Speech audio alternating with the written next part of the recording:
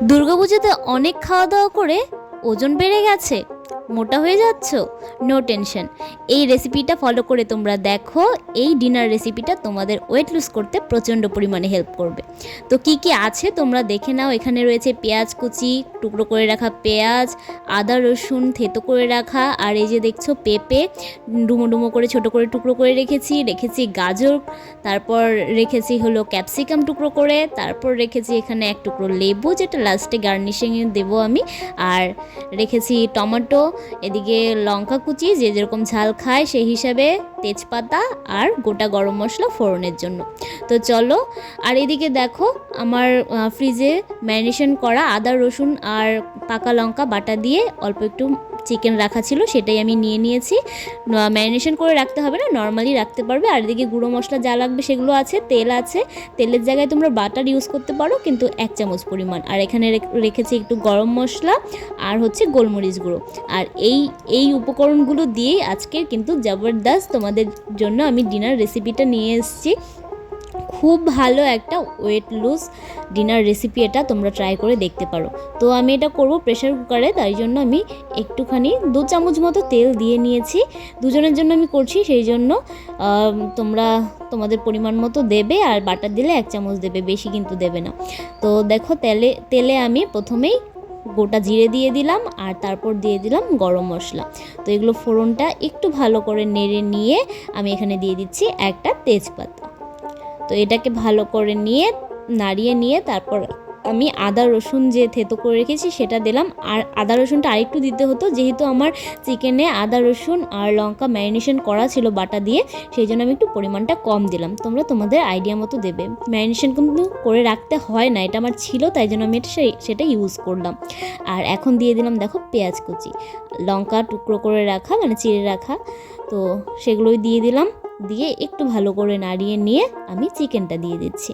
আর চিকেনটা একটু ভাজা ভাজা করে যখন একটু সাদা সাদা হয়ে যাবে, দেখবে যে একটু ভাজা ভাজা হয়েছে মনে হচ্ছে, তো তখন আমি ওই তোমাদের কি বলে ভেজিটেবলগুলো অ্যাড করে দেবো। তোমরা যেই ভেজিটেবল খেতে পছন্দ করো তো সেটাই দিতে পারো। আমার ঘরে যা যা অ্যাভেলেবেল ছিল আমি সেগুলোই দিয়েছি। আর পেঁপেটা মাস্ট, স্টুয়ের মধ্যে পেঁপেটা কিন্তু দরকার, পেঁপে গাজর টমেটো এগুলো বিশেষ করে দরকার।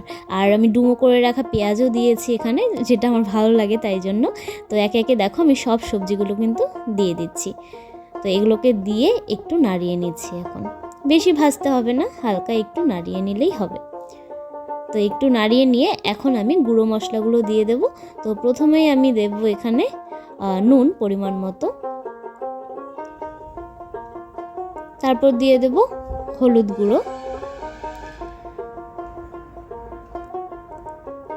তারপর এখানে আমি একটু জিরে ধনে গুঁড়ো অল্প অল্প করে দিচ্ছি। দেখো সব কিছুই, কারণ কি এটা আমাদের স্টু হবে, পরিমাণ কিন্তু মশলার প্রচণ্ড কম হবে। আর এখানে আমি দিয়ে দিলাম গোলমরিচ গুঁড়োটা তোমরা যে যেরকম ঝাল খেতে পছন্দ করে দেবে। আর দেখো শেষে দিয়ে দিলাম একটুখানি গরম মশলা গুঁড়ো, ফ্লেভারটা তাহলে ভালো আসবে, যেহেতু আমরা এখানে চিকেনটা ইউজ করছি। আর হলুদটা একটু কম মনে হচ্ছে আমার, তাই জন্য একটু হলুদ আর একটু অ্যাড করে দিলাম। তো এগুলোকে ভালো করে একটু নাড়িয়ে নিয়ে তারপর আমি জল অ্যাড করে দেবো। আর জলটা যে যেরকম ঝোল রাখতে পছন্দ করো, খেতে পছন্দ করো, সেই হিসাবে দেবে।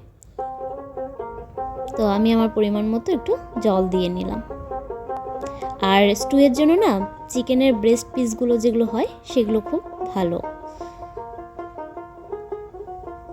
তো এখন আমি প্রেসার কুকারের ঢাকনাটা লাগিয়ে দিয়ে আমি 3টার মতো সিটি দিয়ে নেব।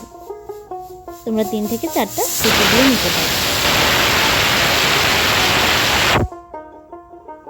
তো সিটি দিয়ে নেওয়ার পর যখন ঠান্ডা হয়ে গেছে, মানে প্রেশারটা বেরিয়ে গেছে, তখন আমি খুলে নিলাম।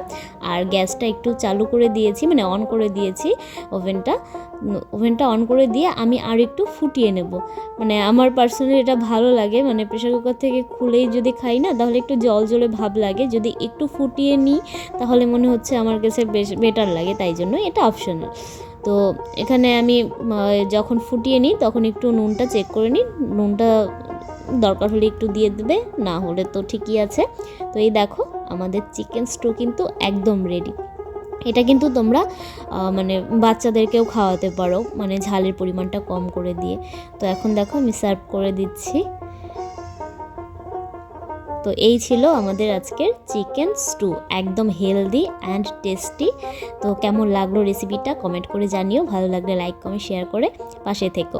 আর এটা তোমরা ট্রাই করে দেখো, আশা করছি তোমরা নিরাশ হবে না। এরকম রেসিপি যদি তোমরা ডিনারে ট্রাই করো তোমাদের কিন্তু ওয়েট লুজ খুব তাড়াতাড়ি হবে।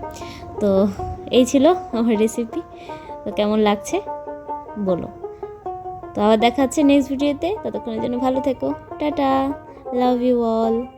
আর যারা এখনও ফলো করোনি প্লিজ আমার প্রোফাইলটা ফলো করে দাও আর চ্যানেলটা সাবস্ক্রাইব করে দিও, টাটা।